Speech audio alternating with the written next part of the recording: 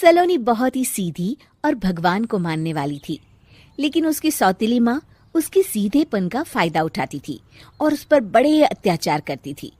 जरा सी चूक हो जाने पर उसकी खूब पिटाई करती।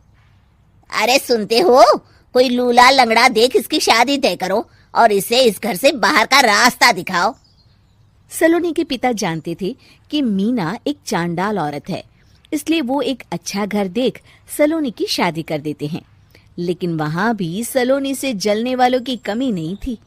सलोनी की ननद निकिता उसे बिल्कुल पसंद नहीं करती थी। सलोनी, बात तो सुनो जरा। जी कहिए। आज शाम को मेरे बॉस खाने पर आ रहे हैं। ध्यान रहे उनकी खातिरदारी में किसी प्रकार की कोई कमी नहीं होनी चाहिए। जी आपने कह दिया, बिल्कुल वैसा ही होगा। शाम को सलोनी जैसे ही गैस पर खाना चढ़ाकर वहां से जाती है अभी इसके खाने का स्वाद बढ़ाती हूँ। निकिता गैस की आंच तेज कर देती है। थोड़ी देर में देखते ही देखते सारा खाना जल जाता है और पूरे रसोई घर में चारों तरफ धुआं फैल जाता है। अब आएगा मजा। माँ जल्दी आओ, यहाँ देखो सलोनी ने किचन में आग लगा दी। अरे तेरा सत्यानाश हो, कल मुही तूने ये क्या कर दिया? सलोनी की सास उसे बहुत डांट फटकार लगाती है। तभी मोहन अपने बॉस के साथ घर में प्रवेश करता है। अरे भाई मोहन, ये क्या तुम्हारे घर का क्या हाल हो रखा है? लगता है खाना जल गया है। चलो खाने का प्रोग्राम कैंसिल करो, मैं अपने घर जाके खा लूंगा। सर दरअसल सर मुझे माफ कर दीजिए। अरे कोई बात नहीं, घरों में ये छोटी मोटी बातें होती रहती है।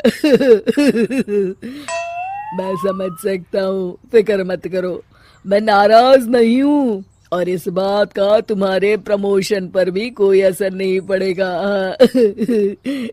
चलो अब चलता हूँ मैं। बॉस के जाते ही मोहन सलोनी पर भड़क उठता है और उसे खूब खरी खोटी सुनाता है। भगवान, मेरी माँ तो कहती थी कि अच्छे लोगों के साथ हमेशा अच्छा होता है, फिर मेरे साथ ही बुरा क्यों होता है? आखिर मेरी गलती क्या है? तभी आकाशवाणी होती है। बेटी, अब तुम्हें कोई दुख नहीं दे पाएगा। तुम्हारा बुरा सोचने वाले की मन की सारी बातें तुम पहले ही जान जाओगी। अगले दिन सलोनी निकिता को चाय देने उसके कमरे में जाती है। तब निकिता के मन में कुछ बातें चल रही थी। कल तो मैंने सिर्फ खाना जलाया था, अब तू देखती जा सलोनी, तेरा इस घर में जीना हराम कर दूंगी। अच्छा, तो ये बात है, अब इसे सबक सिखाना ही पड़ेगा। कुछ दिनों के बाद, सलोनी, मेरे कपड़े जल्दी से प्रेस कर दो, ऑफिस के लिए देर हो रही है। सलोनी मोहन के कपड़ों के पास प्रेस गर्म होने के लिए रख देती है और अपने कमरे में चली जाती है। तभी हॉल में निकिता आती है। सलोनी चुपके से उसे देख रही होती है। आज अगर मैंने ये कपड़े जला दिए तब तो पक्का मेरा भाई इस सलोनी की बच्ची को धक्के मार के घर से बाहर निकाल देगा।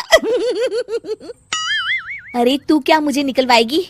महादेव है मेरे साथ। ठहर जा निकिता, आज तो तेरी खैर नहीं।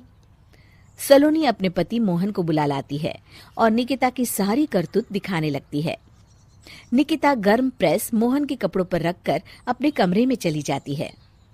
मेरी बहन इतनी बड़ी चालबाज निकलेगी, मैंने तो सोचा ही नहीं था।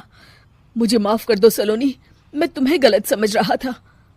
मोहन निकिता को बुलाकर उसे खूब डांट फटकार लगाता है। उस दिन के बाद से सलोनी की जिंदगी पूरी तरह बदल जाती है। सलोनी हर किसी के मन की बात सुन लेती थी। दूसरी तरफ निकिता का कोई भी दांव सलोनी पर नहीं चलता था और आखिरकार वो भी सलोनी के आगे घुटने टेक देती है। फिर एक दिन सलोनी की सास की सहेली ममता अपनी बहू कविता के साथ वहां आती है। कविता मन ही मन कहती है, अरे ये बुढ़िया पागल है जो मुझे यहाँ लेके आ गई। कहाँ मैं अपनी किटी पार्टी छोड़ के इसके साथ यहाँ मरने आ गई। पता नहीं कब तक इसे झेलना पड़ेगा। अरे ये जल्दी मरे और इसकी सारी जायदाद मेरे नाम हो जाए। सलोनी कविता की सारी बातें सुन लेती है। अरे कविता, तुम अपनी सास की जायदाद के लिए उन्हें झेल रही हो और उनके मरने का इंतजार कर रही हो। ये तो गलत बात है। सलोनी की बात सुनकर कविता बिना देर किए कहती है, अरे ये तुमने कैसे सुन लिया? ये सारी बातें तो मैं अपने मन से बोल रही थी। तुमने कैसे सुन लिया? बस फिर क्या था, ये सुनते ही कविता के बगल में बैठी उसकी सास उसकी चोटी पकड़ लेती है। क्यों रे कलमुही, तू मेरे बारे में ये सब सोचती है? मम्मी जी, मुझे माफ कर दीजिए। बड़ी आई मेरी जायदाद लेने वाली, मैं आज ही अपने वकील को बुलाकर सब कुछ छोटी बहू के नाम कर देती हूँ। चल घर चल, आज तेरी अच्छी खबर लेते हूँ। इस तरह सलोनी लोगों के मन की बातें सुन लेती थी, लेकिन धीरे धीरे सलोनी को एहसास होता है कि उसके आसपास के सारे लोग एक दिखावे की जिंदगी जीते हैं और सब एक दूसरे के बारे में बुरा ही सोचते हैं। हे भगवान, दुनिया में कैसे लोग हैं? सबके मन छल कपट से भरे हैं। मैं तो लोगों के मन की बातें सुन सुनकर तंग आ चुकी हूँ। मैं अपनी जिंदगी में अब बहुत खुश हूँ। अब आप मुझसे ये शक्ति वापस ले लीजिए भगवान। इस तरह भगवान सलोनी को दी हुई शक्ति वापस ले लेते हैं और सलोनी एक आम जिंदगी जीने लगती है।